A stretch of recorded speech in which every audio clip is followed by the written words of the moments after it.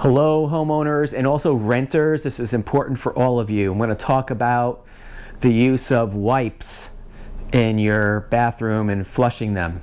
Okay, so the wipes have become very popular. You know, it feels nice and cool between your cheeks, I suppose, too. But the thing is even though they say flushable, you should not be flushing them down the toilet. Okay, now I've got a package right here.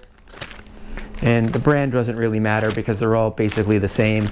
They say flushable, and this one on here says tested with plumbers, and it shows an animated guy with a giant wrench over his shoulder. Well, he's going to be using that wrench or something to get into your clean out, because if you use too many wipes, you're going to have a backup. And I've seen it recently within the last year twice on two brand new builds. We had on one apartment building, first tenant in there, all of a sudden the water backed up to the toilet, and there's a parking garage down below, so it backed way up because there's a clog in the sewer line coming from that group of apartments, from that plumbing stack. And that tenant wasn't using toilet paper. The tenant was only using wipes. And what happens is you get all the pipes that are joined, PVC or even cast iron pipes. There's going to be a joint someplace, and those wipes get caught on that little lip and they start to pile up. They do not break down, not like toilet paper. And now you have a bigger problem. So you could get expensive for you if you're a homeowner, and if you're a renter, you potentially could be responsible for the cost of repairing the blockage, because in a lot of leases now they specifically say you're not allowed to use wipes.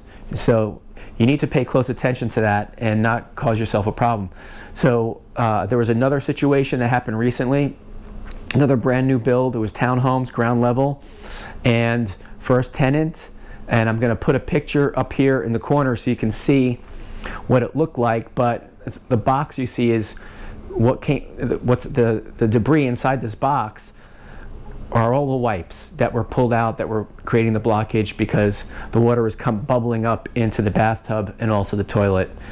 And so I implore you, do not use these wipes, do not flush them. If you have to use one on occasion, that's one thing, but these wipes are not flushable. They're only flushable in the sense that they fit down the hole. That's about it.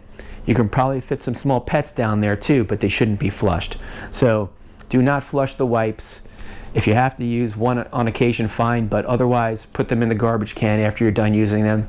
It's kind of foul, but that's really all I could suggest to you, because this is going to cause problems for you moving forward.